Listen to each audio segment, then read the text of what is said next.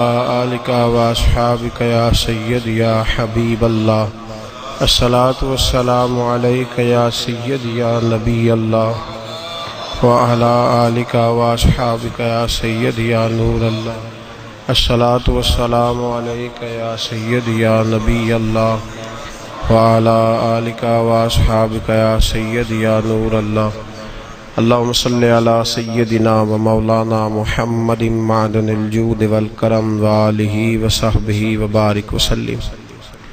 تمام تعریفیں اللہ تعالی جل مجدہ الکریم کے لیے، ہر قسم کے درود و سلام نبی محترم شفیع محتشم آقا کل ختم رسول دانائے سبل احمد مجتبیٰ جناب حضرت محمد مصطفیٰ صلی اللہ تعالیٰ علیہ وسلم کی ذات والا صفات کے لیے حمد و صلات کے بعد، عزیز دوستو بزرگو، اللہ تبارک و تعالیٰ نے ایک قانون ارشاد فرمایا ہے۔ وہ قانون یہ ہے کہ امانت اس شخص کے سپرد کرنی چاہیے جو امانت کا اہل ہو۔ جب امانتیں ان لوگوں کے پاس جاتی ہیں جو ان کے اہل نہیں ہوتے، جو ان امانتوں کو سنبھالنے کی قابلیت نہیں رکھتے، پھر معاشرے کے اندر بہت بڑا بگاڑ پیدا ہوتا ہے۔ اتنا بڑا بگاڑ پیدا ہوتا ہے کہ جس کا خمیازہ کئی نسلوں کو بھگتنا پڑتا ہے۔ اہلیت، قابلیت، صلاحیت یہ اور چیز ہے، تقوی، پرہیزگاری، محبت یہ ایک اور چیز ہے۔ ہمارے ہاں اب ڈھیروں چیزیں، لاتعداد چیزیں ایسے لوگوں کے قابو چلی جاتی ہیں جن میں کوئی اہلیت اور قابلیت نہیں ہوتی اس چیز۔ ہماری جدید زبان میں کہا جاتا ہے میرٹ۔ جو لوگ میرٹ پر پورے نہیں اترتے ان تک وہ چیزیں چلی جاتی ہیں۔ اللہ تبارک و تعالیٰ نے ایک نئے انداز میں ہر چیز کو بیان فرمایا ہے اور ہر حکم کا رنگ نرالا ہے قرآن پاک میں۔ تو یہاں بھی اللہ تعالیٰ نے فرمایا ان اللہ یأمرکم ان تؤدوا الامانات الی اہلہا، فرمایا بے شک اللہ تمہیں حکم دیتا ہے کہ امانتیں ان لوگوں کے سپرد کر دو جو ان کے اہل ہیں، جو ان کے اہل ہیں، قابلیت رکھتے ہیں، صلاحیت رکھتے ہیں۔ نبی پاک صلی اللہ تعالی علیہ وسلم نے ارشاد فرمایا ہے کہ اگر کسی آدمی نے کسی ایسے شخص کو کسی جماعت کا سربراہ بنایا اور اسے خبر تھی کہ اس سے زیادہ قابل شخص اس جگہ موجود ہے، تو نہیں سمجھ آ رہی بات کی؟ غور کیجئے گا ذرا بات پر۔ ایسے شخص کو بنایا کہ جس کے مقابلے میں اچھا اور قابل آدمی موجود تھا، محبوب پاک علیہ السلام فرماتے ہیں اس نے مسلمانوں سے بھی خیانت کی، اس نے اللہ سے بھی خیانت کی اور اللہ کے رسول سے بھی خیانت کی صلی اللہ تعالی علیہ وسلم۔ ایسے شخص کو بنا دیا کہ جس سے زیادہ اچھا آدمی وہاں موجود تھا۔ جب نااہل آدمی کے پاس کوئی چیز چلی جاتی ہے جو اس کا اہل نہیں ہوتا، جو میرٹ نہیں ہوتا، ہم بغیر میرٹ کے بہت سارے کام کرتے ہیں۔ او بھائی، کچن میں وہ شخص نہیں جا سکتا جس کا میرٹ نہ ہو، جس کو کھانا پکانے کا طریقہ نہ آتا ہو۔ کچن میں جاتا ہے، بولے نہیں تسی تے کھا لیندے ہو جنہی دی بھی پکی ہو گئے۔ کچن میں وہ شخص نہیں جا سکتا جس کا میرٹ نہیں ہوتا، تو بندہ گدی پہ کیسے چلا جاتا ہے پیر صاحب کی جس کا میرٹ نہیں؟ ممبر پہ کیسے آ جاتا ہے جس کا میرٹ ہی نہیں؟ وہ آپ کی اسمبلی میں کیسے بیٹھ جاتا ہے جس کا میرٹ ہی نہیں؟ آپ اس کو ایوان صدر اور ایوان وزیر اعظم میں کیسے برداشت کرتے ہیں جس کا میرٹ ہی نہیں وہاں بیٹھنے کا، صلاحیت ہی نہیں، قابلیت ہی نہیں؟ بھئی جو آپ دیکھیں نا 550 آدمی بیٹھا ہے بڑے جہاز کے اندر، بڑے جہاز میں، کبھی کسی نے کھڑے ہو کے دعویٰ کیا ہے کہ چلو جی پائلٹ صاحب پیچھے ہو جاؤ تھوڑی دیر کے لیے میں نے بھی ڈرائیو کرنا ہے؟ 550 آدمی بیٹھے ہیں اور ضروری تو نہیں کہ سارے انگوٹھا چھاپ ہی ہوں، اس میں لیکچرار ہیں، عالم ہیں، فاضل ہیں، صوفی ہیں، انجینئر ہیں، ہر شعبے سے تعلق رکھنے والا آدمی ہے، لیکن کسی نے کبھی دعویٰ کیا اٹھ کے جی بولے تو اگر کر دے تو اول تو کیا نہیں، اور اگر کر دے تو میرا خیال ہے پائلٹ کہے گا دروازہ کھول کے چلو میں بھی تھک گیا ہوں 5 منٹ تجھے دیتا ہوں، دے گا وہ؟ اور اگر پائلٹ مان جائے، مثال دے رہا ہوں سمجھانے کے لیے، پائلٹ مان گیا کہ ٹھیک ہے میں 5 منٹ دیتا ہوں، تو جو باقی کرسیاں ساری لوگ بیٹھے ہیں وہ سارے کہیں گے ٹھیک ہے پائلٹ صاحب 2 باری، کیا کریں گے وہ؟ جی یہ تو جب بیٹھے ہوں گے تب پتہ چلے گا نا بنے گا کیا۔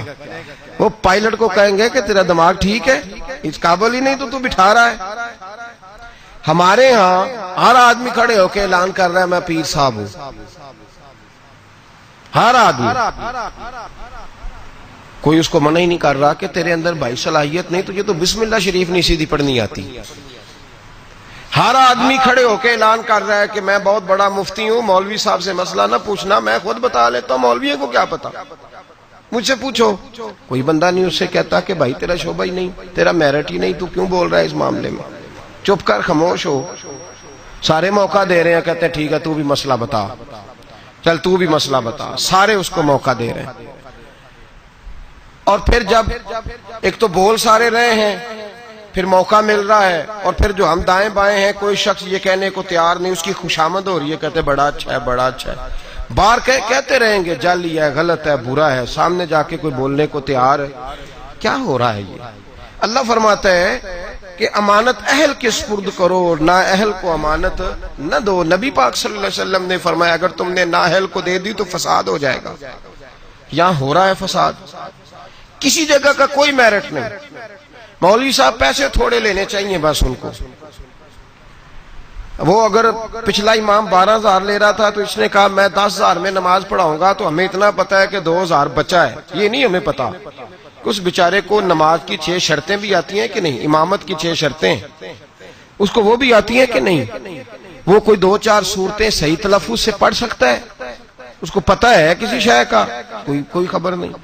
مولوی صاحب جمعے کا 1 گھنٹہ کسی نہ کسی طریقے بول کے وقت گزار لیں گے، اتنا تو سب کو پتا ہے، لیکن وہ کیا بولیں گے؟ قرآن کی روشنی میں بولیں گے، حدیث کی روشنی میں بولیں گے، نبی پاک صلی اللہ تعالی علیہ وسلم کے ارشادات کی روشنی میں قوم سے بات کریں گے یا نہیں کریں گے، اس کا کسی شخص کو پتا؟ پیر صاحب تویز دے رہے ہیں، پھونک مار رہے ہیں، کبھی کھول کے دیکھو تو صحیح اس نے تویز میں لکھا کیا ہے، اس نے کیا لکھا ہے، وہ کیا کر رہا ہے، اس کا کوئی قوم بالکل نکل ہی گئی ہے اس کام سے۔ اس کا نقصان یہ ہوا ہے کہ ہر شعبے میں غلط آدمی، اللہ معاف کرے، ہر شعبے میں ایسے لوگ فٹ ہو گئے جو بالکل انفٹ تھے، بالکل کوئی دور دور تک ان کا تعلق نہیں تھا، اور ہم نے اپنے ساتھ بڑے لوگ فٹ کیے ہوئے ہیں جو انفٹ ہیں۔ دوست کس کو رکھنا چاہیے؟ خوش آمدی کو، تو ہم نے کون سے رکھے ہوئے ہیں جی؟ جن کو ہم کہیں تاش کھیلو تو وہ تاش کھیلیں، جن کو ہم کہیں بیڈمنٹن کھیلو تو وہ بیڈمنٹن کھیلیں، جو ہماری مرضی کے مطابق چلیں وہ ہمارے دوست ہیں، اور جو کو تھوڑا سا ہمیں سمجھائیں، تھوڑا سا کہیں کہ نہیں تیرے اندر یہ غلطی ہے، وہ دشمن ہے۔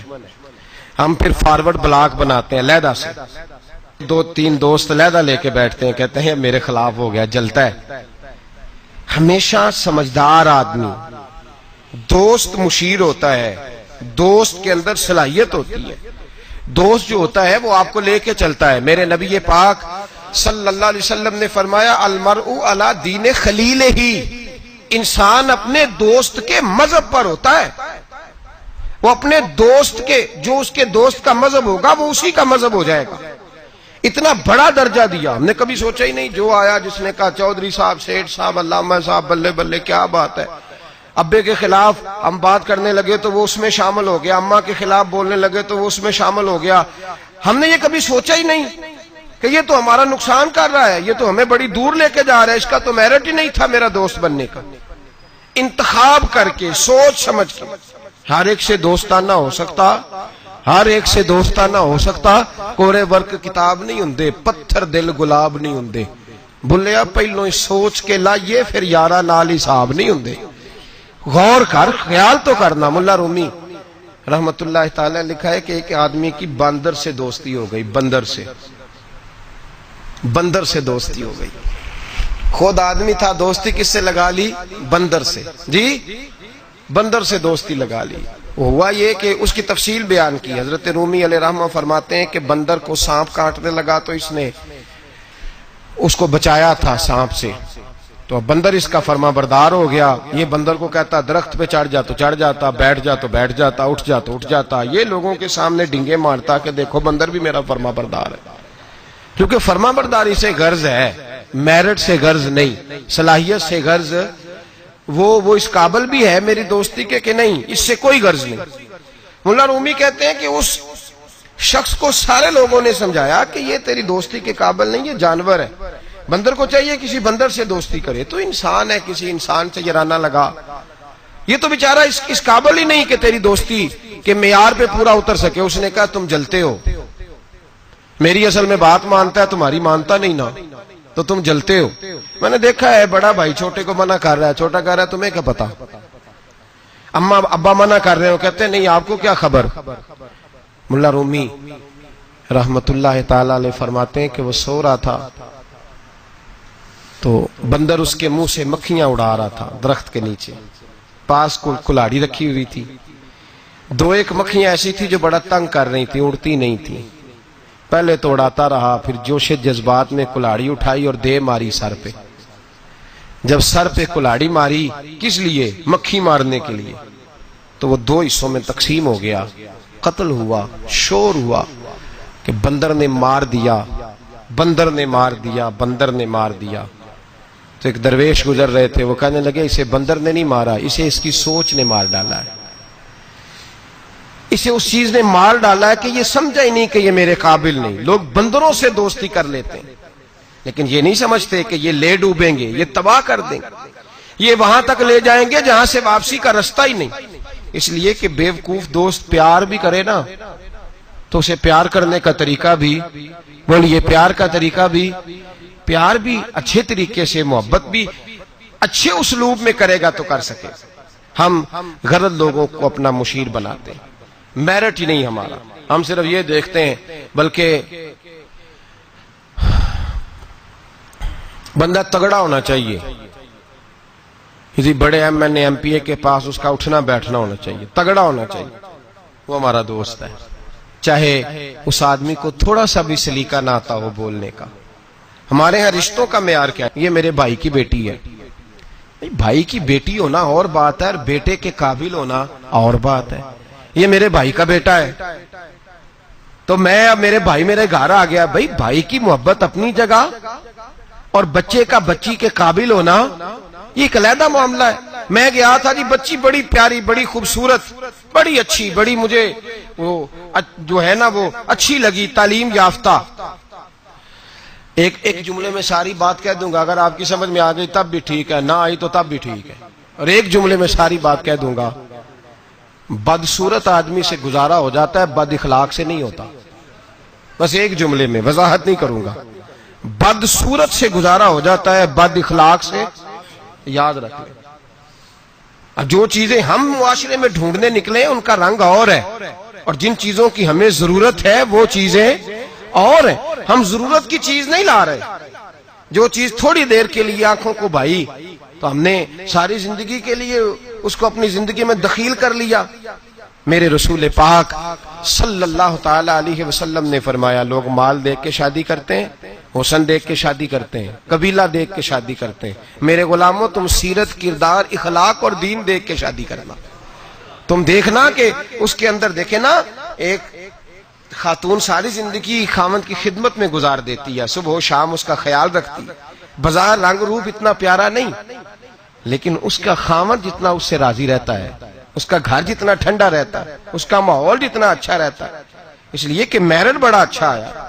ہم لوگ جس چیز کو میرٹ بناتے ہیں وہ اصل میں میرٹ ہے ہی نہیں. یہی حال بچوں کے حوالے سے ہمارا ہے.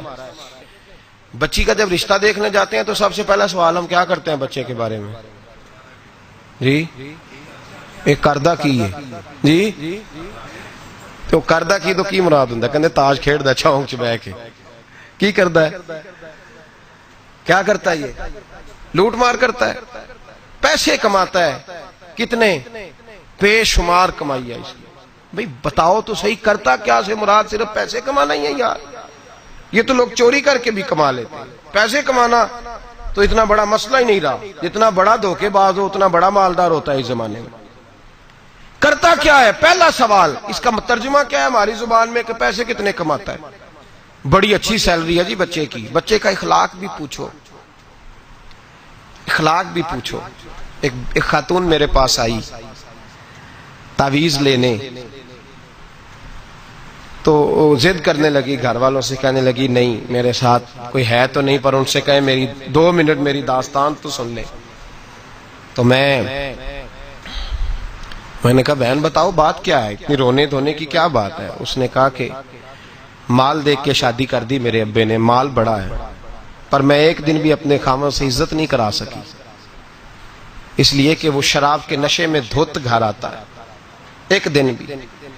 کہنے لگی مجھے بتائیں نا کہ جس عورت کو اس کا خاوند پانی پیے تو گالی دے کے آواز دے, روٹی کھانی ہو تو گالی سے آواز دے, اور اگر وہ میکے جانے کی بات کرے تو اس کی مری ہوئی ماں کو بھی گالیاں دے, اور اس کے سارے خاندان کو 24 گھنٹے. میرے گھر میں مال بڑا ہے, بڑے پیسے ہیں, لمبا چوڑا سرمایہ ہے, پر ایک دن بھی ایسا نہیں آیا کہ جس دن اس نے باوقار طریقے سے مجھے بلایا ہو. اور وہ کہتی ہے کہ مجھے کہتا ہے تیرے میکے میں بیٹھنے کو جگہ کوئی نہیں. جتنی دفعہ مجھے لے کے گیا ہے دروازے پہ اتار کے آ جاتا ہے, اور میں ٹیلی فون کرتی ہوں تو دروازے سے بٹھا کے لے جاتا. پیسے ہیں, جو میرے ماں باپ نے شاید دیکھی تھی وہ بہرحال سوکھ ہے اس بچی کو اپنے گھر میں, آرام ہے. جو بندہ جاتا ہے پوچھتا ہے. میں نے کئی دفعہ یہ بات دہرائی, آج پھر دہراتا ہوں. حضرت علی کا تو اپنا مکان ہی کوئی نہیں تھا ظاہری طور پہ. کوئی کاروبار بتائے ان کا مدینے میں وہ کیا بزنس کرتے, کس بنگلے میں رہتے تھے, کوئی بتائے. حضرت ابو بکر صدیق رضی اللہ تعالیٰ عنہ نے کہا حضور فاطمہ کے لیے رشتہ, جناب عمر نے کہا فاطمہ کے لیے رشتہ, حضرت عثمان غنی جیسے مالدار نے کہا. حضور نے فرمایا میں رب کے فیصلے کا منتظر ہوں. فیصلہ آیا تو قرہ مولا علی شیر خدا کے نام نکلا, حضرت علی کے نام قرہ نکلا. تو کہا یا رسول اللہ صلی اللہ علیہ وسلم علی کے لیے رشتہ. تو میرے مصطفیٰ نے فرمایا علی کا فخر وہ کمال والا ہے کہ رب کے فرشتے بھی میرے علی پہ فخر کرتے ہیں. اس کا فخر وہ کمال والا فخر ہے کہ فرشتے فخر کرتے ہیں. صاحب وہ دیکھیں چیز, وہ میرٹ بنائیں جس سے آپ کو سکون ملے, توانائی ملے, بہار ملے, حسن ملے. ہم نے وہ چیز جس کا جو میرٹ نہیں تھا وہ بنا دیا ہے. اور میں کہہ چکا ہوں محبت اور ہوتی ہے اور میرٹ قابلیت اور ہوتی ہے. کسی سے پیار ہونا اور بات ہے, اور کسی کا اس جگہ کے لیے قابل ہونا یہ اور بات ہے. اولاد سے پیار ہوتا ہے کہ نہیں انسان کو؟ بچے بڑے پیارے ہوتے ہیں, ماں بڑا پیار کرتی ہے, لیکن باپ کی محبت کو بھی کوئی نہیں تول سکتا. زندگیاں باپ ہی گزار دیتا ہے پردیس میں اولاد کے لیے. صبح سے شام تک دھوپ میں باپ ہی کھڑا ہوتا ہے اولاد کی خاطر. باپ جدوجہد کرتا ہے, زندگی جوانی دیتا ہے اولاد کو. خواجہ معین الدین اجمیری کے 14 بیٹے تھے. کتنے؟ سارے بولیے, نہیں بولے سارے, آپ سارے بولے. کتنے بیٹے تھے؟ تو کوئی ایک نام بتائیں کسی بیٹے کا. کتنے بیٹے تھے؟ ایک کا نام بتائیں. خلیفہ کا نام بتائیں. خواجہ قطب الدین بختیار کاکی. بیٹے کا کسی کو نہیں پتا, خلیفہ کو دنیا جانتی. حضرت خواجہ قطب الدین یہ خلیفہ ہیں. ان کا نہیں دل کرتا تھا جاتی دفعہ پگڑی باندھ جاؤں بیٹے کو, بیٹا مسجد میں بھی تو رہنا, آستانے پہ بھی تو رہنا, مدرسہ بھی تیرا, ہر شے تیری. لیکن بیٹے کو دستار باندھ کے انہوں نے محبت نہیں دیکھی, معیار دیکھا. بڑے بڑے مرکز تباہ ہو گئے, نااہل بچے بیٹھ گئے, نااہل. کوئی عالم, کوئی صوفی, کوئی اچھا آدمی اگر کام کرنا چاہتا ہے اسے نئے سرے سے بنانی پڑتی ہے آج شے, نئے سرے سے. اور ہمارے ہاں تو سیاست اس قدر بری ہو گئی ہے کہ لوگ یہ نہیں دیکھتے کہ معیار کیا ہے, یہ نہیں دیکھتے کہ میرٹ کیا ہے. کہتے ہیں نہیں یار یہ ہمارے بڑوں کا ادارہ ہے, ہم نے یہیں جانا ہے. وہاں کون بیٹھا ہے خدا جانے. لوگ مخالفت کرتے ہیں شدت کے ساتھ.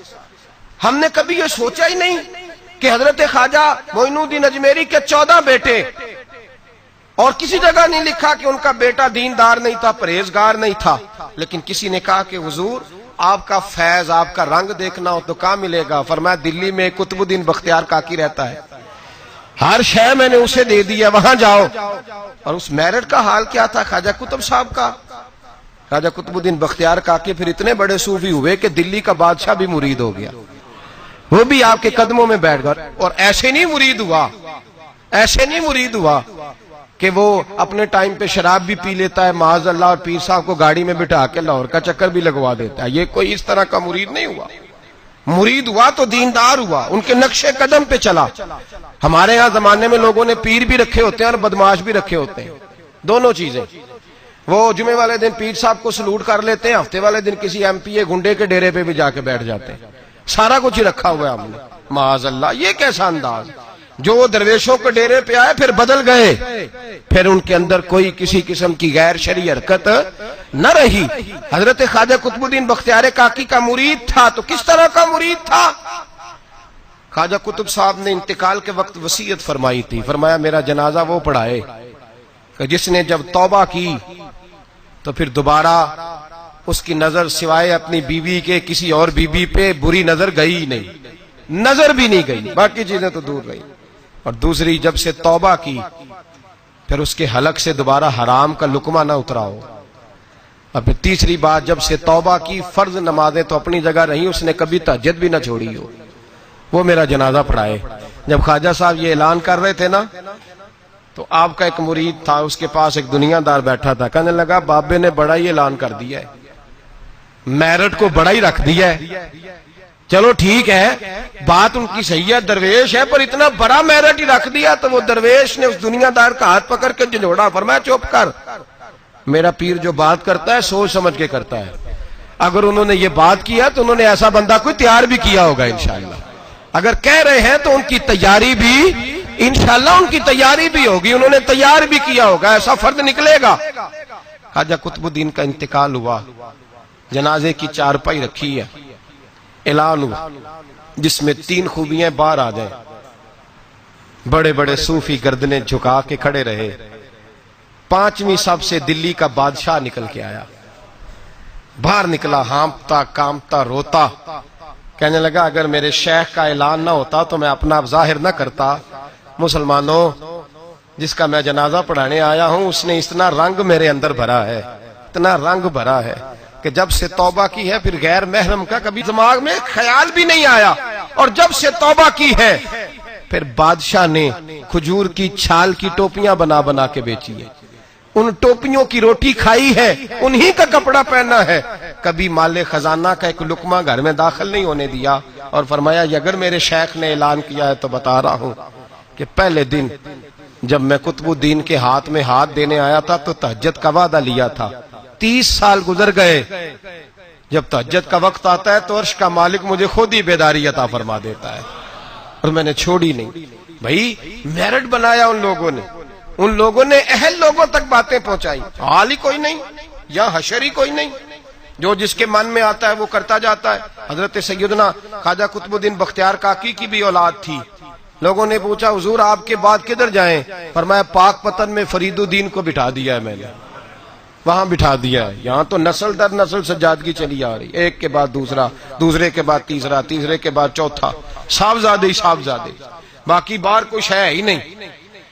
کہا میں نے بٹھا دیا ہے فرید الدین مسعود گنج شکر کو. بابا فرید کے بچے بڑے زبردست لوگ ہوئے، حضرت موج دریا ایک بڑے کمال صوفی تھے.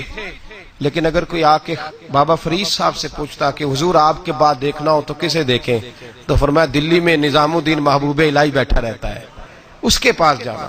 ان لوگوں نے یہ نہیں دیکھا کہ اولاد سے پیار ہے تو اب جو جہاں بیٹھنے کا اہل نہیں اسے بٹھا دیا جائے. حضرت ابو بکر صدیق رضی اللہ تعالیٰ عنہ کے صاحبزادے سارے صحابی ہیں، مجاہد ہیں، نبی پاک کے دین کے غازی ہیں. لیکن حضرت ابو بکر جاتی دفعہ بیٹا نہیں بٹھا کے گئے. کس کو بٹھایا؟ نام لیں آپ کو ثواب ہوگا. ان کا بھی نام لینا سیکھ جائیں، چلے اللہ خیر کرے گا. اللہ کرے ان کے نام لینے سے نا حضرت عمر کے نام سے تو حرارت پیدا ہوتی ہے روح میں. دوسرا حضرت ابو بکر کس کو بنا گئے؟ ان کے بیٹے کا پتہ کیا حال ہے؟ حضرت عمر کے بیٹے کو نبی پاک صلی اللہ علیہ وسلم نے فرمایا عمر تیرا بیٹا نیک آدمی ہے، راجل صالح، تیرا بیٹا. اور مفتی تھے جناب عبداللہ ابن عمر. مدینے کے لوگوں نے فتویٰ لینا ہوتا تھا تو عبداللہ ابن عمر سے لیتے تھے. لیکن حضرت عمر جاتی دفعہ بیٹے کو بنا کے بولی، یہ بیٹے کو بنایا فرمایا 6 بندے ہیں, کسی کو خلیفہ چن لینا. کن کو چنا گیا؟ حضرت عثمان غنی کی اولاد بھی تھی. بلوانیوں نے حملہ کیا, پورا موقع ملا, انہیں پتا تھا شہید کر دیا جاؤں, ہر شے سامنے تھی. انہیں کہا گیا قائم مقام کا اعلان کریں. فرمایا جو 2 نہیں کر کے گئے تیسرا کیسے کرے؟ مجلس شورا ہی بنائے گی. مولا کائنات شیر خدا علی المرتضیٰ ان کے بعد آئے. امت مسلمہ میں بغیر میرٹ کے اگر آیا تو صرف یزید آیا, وہ بغیر میرٹ کے آیا. حضرت سیدنا امیر معاویہ رضی اللہ تعالیٰ عنہ کی نشست پر, اس منبر پر جس منبر پر حضرت جناب ابو بکر صدیق, فاروق اعظم, مولا علی, عثمان غنی بیٹھا کرتے تھے, اس منبر پر جب ایسا شخص بٹھایا گیا جو اہل نہیں تھا, جس کا میرٹ نہیں تھا, جس کا بنتا نہیں تھا آنا, جو اس امانت کا اہل نہیں تھا, جب امت کے اندر انتشار آیا اور وہ شخص بیٹھا جو اہل نہیں تھا, تو پھر نقصان یہ ہوا کہ امام حسین جیسے لوگوں کی گردنیں کاٹ کے نیزے پہ لٹکا دی گئی. یہ میرٹ نہ ہونے کا نقصان یہ ہوا کہ رسول اللہ کا خاندان کاٹا گیا. پھر حضرت زینب روئیں اس نااہلی کی وجہ سے, پھر میرے مصطفیٰ کا گھرانہ تڑپا, اور حضرت امام زین العابدین نے کربلا کے میدان میں کھڑے ہو کے جو آواز دی تو مدینے تک صحابہ کی چیخیں نکلی, یا رحمت للعالمین ادرکنی زین العابدین. پھر اتنا نقصان ہوا امت کا, اتنا جس کا خمیازہ آج تک امت مسلمہ بھگت رہی ہے. نااہلوں کو سپورٹ کرنے والی قوم یاد رکھے, اور اپنے گھر کی 4 دیواری سے لے کر اعلان حکومت تک ہر نااہل آدمی کو محبت کی بنیاد پر آگے لگانے والے لوگ یاد رکھیں کہ نااہلوں کا خمیازہ بڑا سخت ہوتا ہے, بڑی دور تک بھگتنا پڑتا ہے. نااہلی کی حد ہے. 14 اگست منائی نا مسلمانوں نے, کیسے؟ آپ یقین کریں مجھے مجبوراً جانا تھا گجرانوالہ, مجبوری تھی میری, تو میں چلا گیا, ورنہ میں ایسے ایونٹس پہ گھر سے نہیں نکلتا. تو گجرانوالہ سے ہمارے شہر تک کا سفر, وہ جو گجرانوالہ کا چھوٹا سا حصہ تھا نا, وہ 1.5-2 گھنٹے لے گیا. یہ قوم ہے, یہ ٹریننگ ہے. اس کی وجہ پتہ کیا ہے؟ جن نااہلوں کو آپ نے سربراہ بنایا ہوا ہے نا, ان کی ٹریننگ ہی ناچ گانا ہے, ان کی ٹریننگ ہی ہمارے لیے سڑکوں پہ رہنا ہے, شور شرابہ ہے, ریلیاں ہیں. یوں وہ کام قوم کر رہی ہے. ابھی تھوڑے 2 مہینے پہلے ترکی کے صدر نے یوم تشکر منایا ہے, پڑھا آپ نے اخباروں میں؟ طیب اردگان جس سال فوج نے بغاوت کر دی تو قوم کو کچھ دیا تھا نا, فوجی آ گئے. حالانکہ ٹینکوں کے سامنے کھڑا ہونا کوئی آسان بات ہے, لیکن درجنوں لوگ گھروں سے نکل کے آئے اور ٹینکوں کے آگے لیٹ کے جانے دی. کہا ہمارا حکمران بڑا اچھا ہے, ہم جانے نہیں دیں گے. یہ میں آپ کو داستان حضرت عمر بن عبدالعزیز کی نہیں سنا رہا ہوں, اس شخص کی سنا رہا ہوں جو زندہ ہے. اور اس شخص نے یوم تشکر منایا تو پتہ کس طرح منایا؟ اس نے کہا صبح سے لے کے دوپہر تک قرآن پڑھا جائے گا, اور عصر سے لے کر مغرب تک ذکر کیا جائے گا, اور فرمایا جب عشاء کی نماز ہو جائے تو میرا سارا ترکی مدینے کی طرف منہ کر کے کہے الصلاۃ والسلام علیکہ یا رسول اللہ, الصلاۃ والسلام علیکہ یا رسول. اور یہ والا درود اس نے لکھ کے دیا, لکھ کے. پہلے تو میں ان سے پوچھتا ہوں جو کہتے ہیں یہ درود پڑھنا کفر ہے, ترکی تو ہو گیا نا کافر سارا ہی, تو ہو معاذ اللہ نکل گئے, تمہارے فتوے کی زد میں آ گئے. الصلاۃ والسلام علیکہ یا رسول اللہ. اس نے کہا یہ یوم تشکر ہے. پوری قوم نے رات کو پڑھا, اور جب اس نے اعلان کیا تو علماء اہل سنت نے فیصلہ کیا تو بھی پڑھے گا تو ہم بھی تیرے ساتھ پڑھیں گے. پورے ہندوستان میں پڑھا گیا, پاکستان میں, ہماری اس مسجد میں.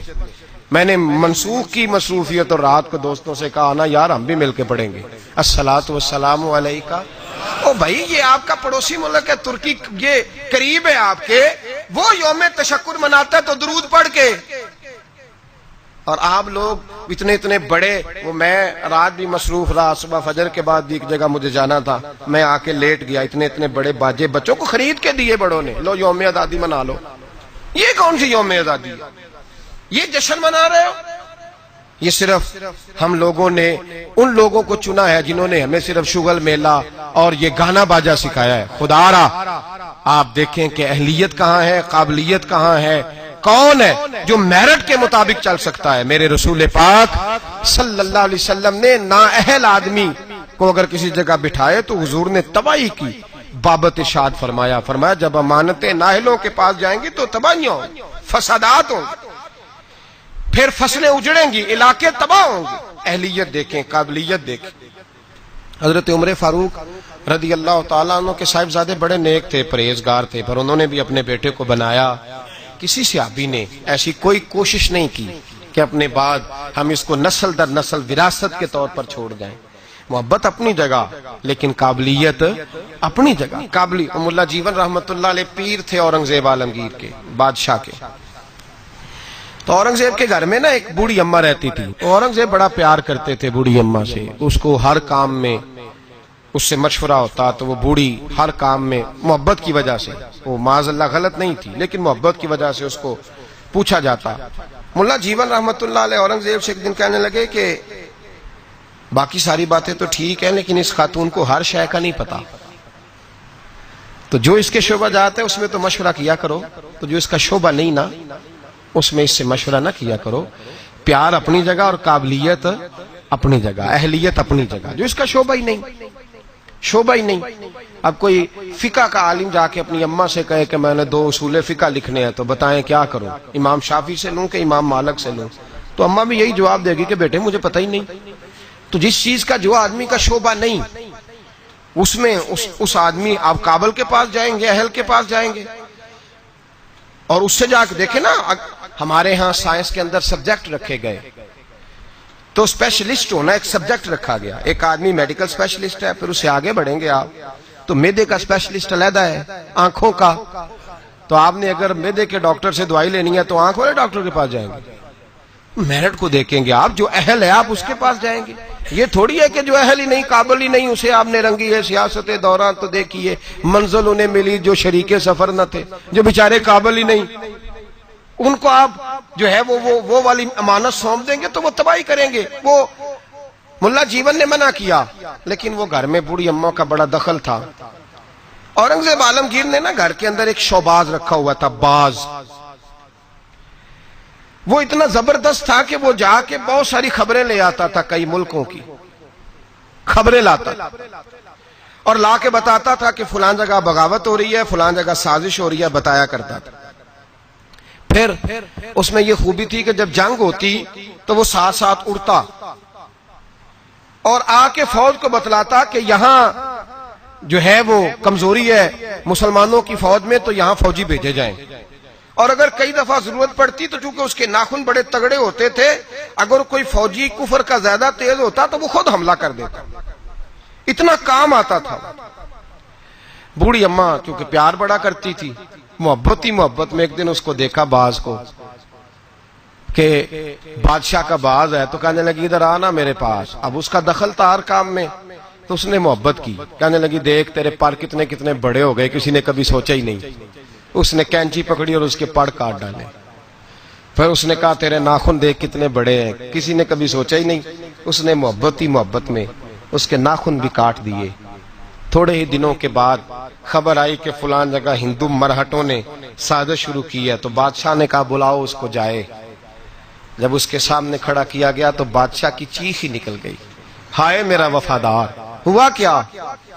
تو ملا جیون کہنے لگے کچھ بھی نہیں ہوا، تم نے نااہل سے محبت کی تو اس کی تمہیں سزا ملی ہے، تمہیں سزا ملی ہے۔ تمہیں کہا تھا کہ اس کو شعبہ بانٹ کے دو، اس کو ضرور رکھو ہر چیز میں، لیکن اس کو بتایا جاتا، سمجھایا جاتا۔ اگر اماں باہر جاتی تو اسے پتا ہوتا کہ اس کے جو ناخن ہیں یہ جنگ کے کام آتے ہیں، اس کے جو پر ہیں یہ اڑنے کے کام آتے ہیں۔ بادشاہ تڑپ کے رویا، لیکن اب کوئی حل ہو سکتا؟ اب بات آگے نکل گئی۔ جب آپ میرٹ کے خلاف چلیں گے، آپ ایسی جگہ پہ جائیں گے، ایسی جگہ جہاں جو آدمی اس کا اہل ہی نہیں، تو وہ تباہی کرے گا۔ جہاں چڑیاں بیٹھنی چاہیے، اقبال نے کہا کہ زاغوں کے تصرف میں عقابوں کے نشیمن، آئی ہے وراثت میں پیر کی گدی ان کو، زاغوں کے تصرف میں عقابوں کے نشیمن۔ اقبال کہنے لگا کہ اپنے پیر صاحب کی گدی پہ یہ بیٹھ گیا ہے، پر مصیبت یہ ہے کہ جہاں کبوتر بیٹھنا چاہیے تھا وہاں باز بیٹھ گیا ہے، جہاں بلبل بولنی چاہیے تھی وہاں شیر کو بٹھا دیا ہے، تو وہ کاٹے گا، وہ تباہی کرے گا، وہ تو اپنی درندگی کا مظاہرہ کرے گا۔ تو یاد رکھیں، نااہل آدمی جہاں بھی آئے گا، جس جگہ بھی آئے گا، وہ مجبور ہوگا اپنی بری عادت سے، وہ باز نہیں آ سکے۔ اس کے اندر وہ تقوی، پرہیزگاری، وہ خصوصیت، وہ صلاحیت جب موجود ہی نہیں تو وہ کیا کرے گا؟ میرے نبی پاک علیہ الصلوۃ والسلام کے بڑے جلیل القدر صحابی تھے حضرت سعد بن ابی وقاص. ان کو کہا حضرت عثمان نے کہ آپ ایک صوبے کے گورنر بن جائیں. تو انہوں نے آگے بڑھ کے نہیں کہا بسم اللہ گورنر ہی، حالانکہ بڑی خدمات تھی ان کی، وہ لینا چاہتے تو لے سکتے تھے. حضرت سعد بن ابی وقاص فرمانے لگے میں تلوار کا آدمی ہوں، میدان کا آدمی ہوں، میں گورنر ہی نہیں چلا سکتا، میں اس کا اہل نہیں. آپ اس طرح کریں، اس کو بنائیں جو سیاست کے امور، لوگوں کی دیکھ بھال، جو چیزیں جو ہیں وہ کر سکتا ہے اس کے سپرد کرے، میں اس کا اہل، میں فوجی ہوں. فوجیوں کا کام حکومتیں کرنا نہیں ہوتا، فوجیوں کا کام حفاظتیں کرنا ہوتا ہے. حکومتیں کرنا فوجیوں کا کام. تسی بولو تو انہوں کچھ نہیں ہونے لگا، ویڈیو میری بھی بن دیجئے، میری بھی بن دیجئے. فوجی کا کام حکومت کرنا. میں ذمہ داری سے بات کر رہا ہوں. آئین پاکستان میں نے منگا کے رکھا ہوا ہے، میرے پاس ہے سارا پڑا ہوا. فوجی کا کام حکومت کرنا ہے ہی نہیں. اس کا کام کیا ہے؟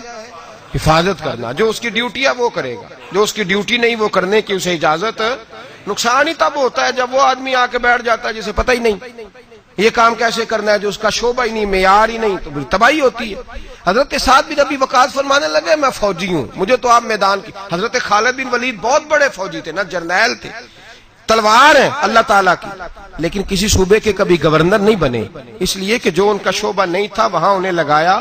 حضرت سلمان فارسی رضی اللہ تعالیٰ عنہ سرداروں کے بیٹے، گھر کے اندر ساری چیزیں دیکھیں، بڑا کچھ غور کیا، ہر چیز کو سمجھتے تھے. جناب عمر نے انہیں گورنر بنایا. حضرت ابو ہریرہ میں بڑی زبردست صلاحیت تھی، حافظہ بڑا مضبوط تھا، محنت کے بڑے قائل تھے، اپنے اندر جد و جہد رکھتے تھے، شوق تھا، ان کو گورنر بنایا گیا. جو آدمی جس چیز کا اہل تھا. اور ایک تاریخ کا ایسا حوالہ دوں گا، ایسا حوالہ دوں گا، شاید اس موضوع پر یہ آخری بات ہو. حضرت سیدنا ابو ذر غفاری رضی اللہ تعالی، جاگ کے سنیے، جاگ کے، اور اس پہلو پہ غور کیجئے گا ذرا. حضرت سیدنا ابو ذر غفاری، حضور نے فرمایا یہ میری امت کا زاہد ہے، یہ زاہد آدمی، اس کا دنیا داری سے کوئی تعلق نہیں، یہ چھوڑ بیٹھا ہے. حضرت ابو ذر غفاری آئے اور حضور کے سامنے کھڑے ہوئے اور بہت سارے صوبوں کی حالت زار بیان کرنے لگے. یا رسول اللہ صلی اللہ علیہ وسلم، اس صوبے کی بھی بڑی خستہ حالت ہے، اس صوبے کی بھی، اس صوبے کی حالت زار بیان کر کے کہنے لگے حضور مجھے گورنر بنائیں، میں حالات صحیح کر دوں گا. حضور نے فرمایا ابو ذر تو نیک آدمی ہے، تیرے اندر بڑی خوبی ہے، پر گورنری بہت بڑی امانت ہے اور تو کمزور ہے، تو گورنری کی اہلیت نہیں رکھتا، تو گورنری کی قابلیت نہیں رکھتا، وہ تیرے والا شعبہ نہیں. اور یہاں حضرت ابو ذر غفاری نے ضد نہیں کی، کہنے لگے خدایا تیرا شکر ہے تو نے ہمیں ایسا محبوب عطا فرمایا ہے صلی اللہ تعالی علیہ. فرمایا یہ خوبی تیرے اندر، تو گورنری نہیں کر سکتا، تیرے والا کام نہیں. تو بھائی یاد رکھیں، امانت جب نااہل کے پاس جائے گی، جب اس آدمی کے پاس جائے گی جو اس کا اہل ہی نہیں. ہمارے اسکولوں میں ڈھیروں ٹیچر ایسے بھرتی ہیں جن کو پڑھانا نہیں آتا، ڈھیروں ٹیچر ہیں. اب اتنی امانت ہم کہاں سے لے کے آئیں کہ وہ خود ریزائن کر دیں کہ میں پڑھانے کے قابل نہیں، میرا شعبہ نہیں. درجنوں لوگ ہیں، ڈگری اور ہوتی ہے، علم اور ہوتا ہے، ایم اے پاس ہونا اور بات ہے، پڑھانے کی قابلیت ہونا اور بات. اب لوگ قابل نہیں لیکن لگے ہوئے ہیں، اہلیت نہیں لیکن لگے ہوئے ہیں، شوق ہی نہیں، جذبہ ہی نہیں، کام کر ہی نہیں سکتے لیکن اس کام پہ لوگ لگے ہوئے. یہی حال باقی سارے محکموں کا بھی ہے. ہمارے ملک کے اندر صوبہ پنجاب کا ایک ایسا وزیر تعلیم بھی رہا ہے جو دستخط کرنے نہیں جانتا تھا. کس شعبے کا وزیر تھا وہ؟ بولیے. اسی لیے تعلیم کا بڑا اچھا حال ہے. وہ اپنے دستخط کرنے انگوٹھا لگایا کرتا تھا. اور وزارت کون سی تھی؟ بولیے. تو اس کا مطلب ہے اس نے تعلیم بڑی عام کر دی ہوگی، بڑی عام اس نے کر دی ہوگی، اس کو پتہ ہی نہیں، بیچارے کو پتہ ہی نہیں. ہمارے ہاں کیا ہوتا ہے، جس آدمی کو جو عہدہ ملتا ہے وہ بھانجے، بھتیجے، خالہ کے بیٹے، ماموں کے بیٹے وہ لے آتا ہے سارے. اب وہ وہاں ایڈجسٹ کرتا ہے، سیٹ کرتا ہے جگہ جگہ. اپنے شعبے کو دیکھیں، اگر آپ کے اندر کسی شعبے کی صلاحیت نہیں تو آپ اس کو چھوڑ دیں، علیحدہ ہو جائے. قابلیت نہیں تو علیحدہ ہو جائے. اور آپ کے ذمہ اگر لگے کسی آدمی کو کسی جگہ تعین کرنا تو پھر بھی آپ اس آدمی کو تعین کریں جو بڑا بہترین ہو. حضرت ابو بکر صدیق رضی اللہ تعالیٰ عنہ وصال ہو رہا ہے، شدید بیمار ہے، بڑے شدید، اور اتنی سخت حالت ہے کہ مدینے میں نئے سرے سے لوگ کہتے ہیں اندھیرا چھایا، نئے سرے سے۔ ایک وہ رات تھی جب حضور نے وصال کیا، اور ایک آج رات ہے جب ابو بکر کے وصال کا وقت ہے۔ حضرت ابو بکر صدیق کے پاس درجنوں لوگ گئے، آپ کے بعد کیا ہوگا؟ جناب صدیق اکبر نے فرمایا عمر کو بلاؤ، عمر کو۔ حضرت فاروق اعظم تشریف لائے تو جناب ابو بکر صدیق نے صحابہ کے مجمع پہ نظر ڈالی اور ایک تاریخی جملہ کہا، تاریخی جملہ۔ فرمانے لگے میں دنیا سے جا رہا ہوں، یہ وہ وقت ہے جب بہت بڑا جھوٹا بھی سچ بولنے لگتا ہے۔ وہ سامنے مجھے قبر نظر آ رہی ہے، بہت بڑا جھوٹا بھی سچ بولتا ہے اس موقع پر۔ فرمایا میری تم سے گزارش ہے کہ میرے بعد عمر فاروق کو اپنا امیر بنا لینا۔ حضرت عمر دوڑ کے آئے، کہنے لگے حضور میں ڈنڈے کی زبان بولنے والا شخص ہوں، مزاج میں سختی ہے، کس طرح کام چلے گا؟ آپ نے فرمایا عمر تجھے تیری ماں روئے، میں نے تجھے ساری زندگی دیکھا ہے، اس امت کو تیری ضرورت ہے۔ حضرت عمر فاروق کو پابند کیا تو ایک صحابی پھر بولے، کہنے لگے ابو بکر اللہ کے پاس جا رہے ہو، کیا جواب دو گے؟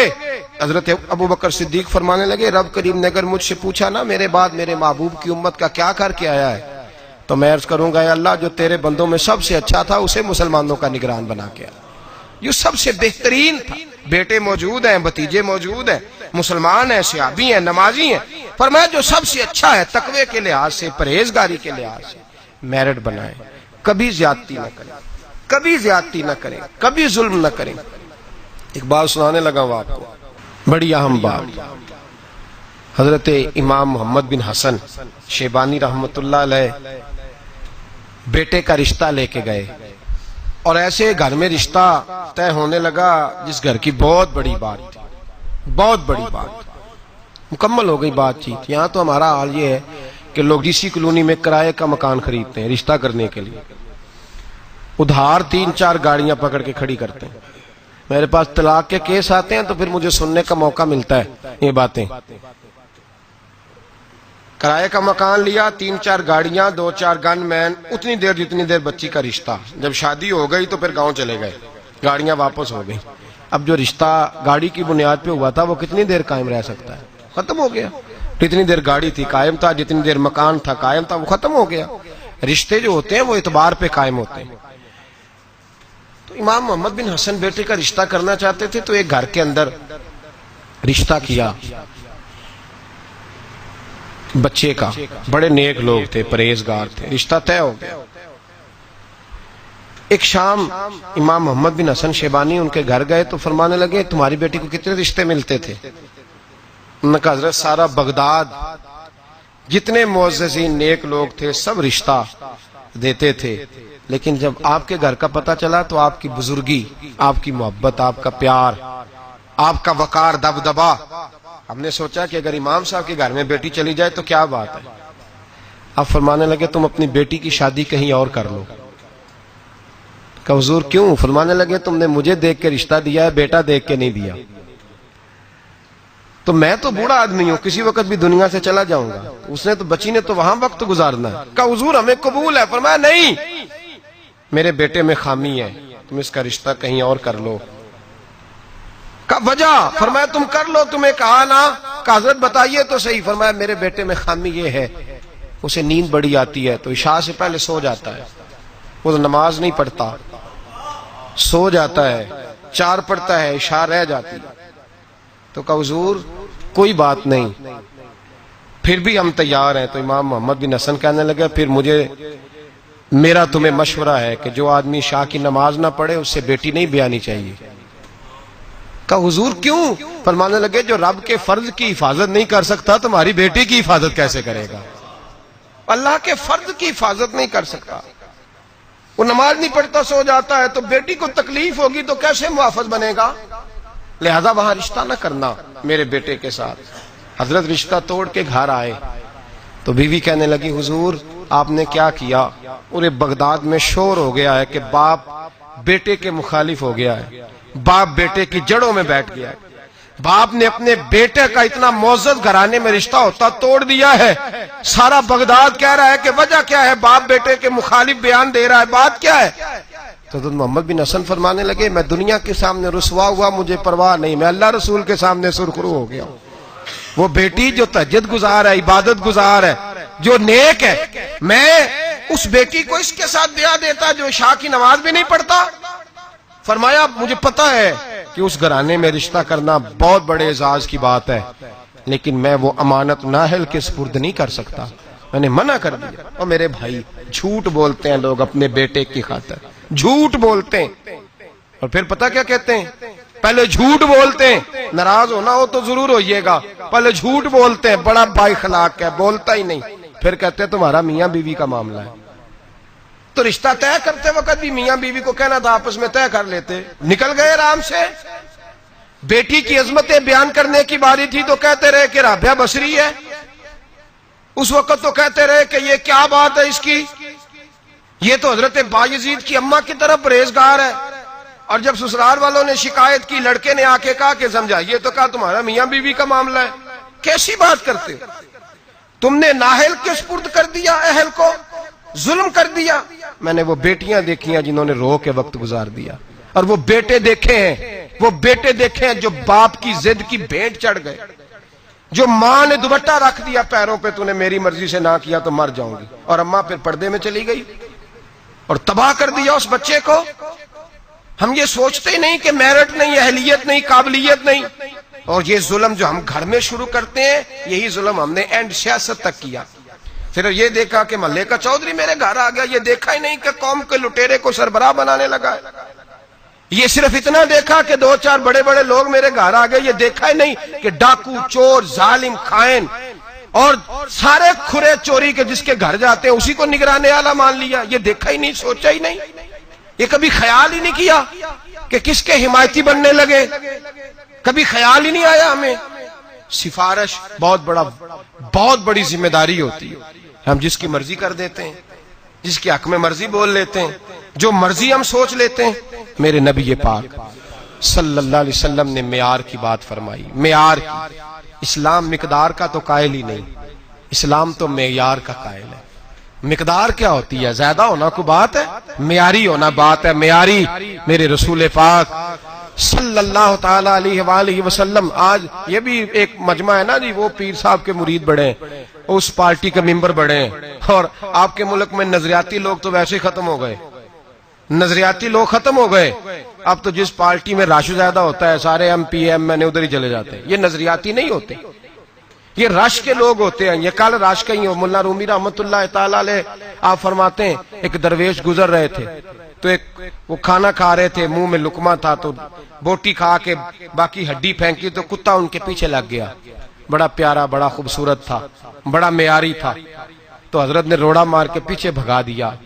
آپ کے ساتھ خادم تک کہنے لگے حضور اتنا پیارا کتا ہے اور آپ کے پیچھے لگا تھا، تو آپ کے بچے خوش ہوتے، گھر جاتا تو مجھے بڑا پیارا لگا ہے۔ آپ فرمانے لگے مفت میں پیچھے لگتا تو وفادار تھا، یہ تو ہڈی دیکھ کے پیچھے لگا ہے، مجھ سے کوئی اچھی ہڈی ڈالے گا تو اس کے پیچھے لگ جائے گا، تو مجھے وفادار کی ضرورت ہے، ہڈی والے کی ضرورت نہیں ہے۔ پر میں کسی اور کے پیچھے لگ جائے گا، کیا ضرورت پڑی ہے اس کو پیچھے لگانے؟ یہاں نظریاتی لوگ تو ختم ہو گئے، وہاں رش زیادہ ہے۔ اور اب ایک اور لوگ سوال پوچھتے، کہتے وہ اتنے بندے جا رہے ہیں سارے غلط ہیں، فلانی جماعت میں اتنے بندے زیادہ لوگ ادھر ہیں تو سارے غلط ہیں۔ بھائی کافر آج بھی زیادہ ہے دنیا میں، کفر آج بھی زیادہ ہے۔ اگر تعداد پہ جاؤ گے تو کیا پھر اکثریت کو صداقت کی دلیل قرار دے دو گے؟ میں نے ایک دفعہ حاجی صادق صاحب رحمۃ اللہ علیہ سے کہا، میں نے کہا حضور ہمارے پاس تو تھوڑے تھوڑے لوگ ہیں، تو باقی اتنے اتنے لمبے چوڑے آستانے اور یہ وہ، تو آپ کی آواز کون سنے گا؟